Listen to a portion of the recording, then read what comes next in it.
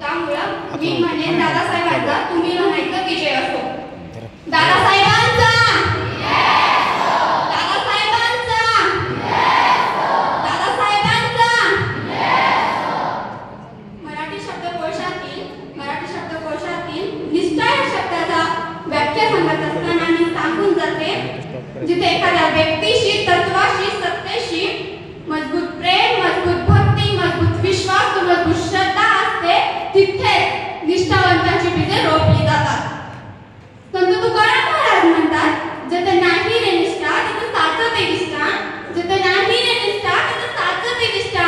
जो करतो निष्ठेची चेष्टा, तो तत्वाची निष्ठा, तो तत्वाची निष्ठा.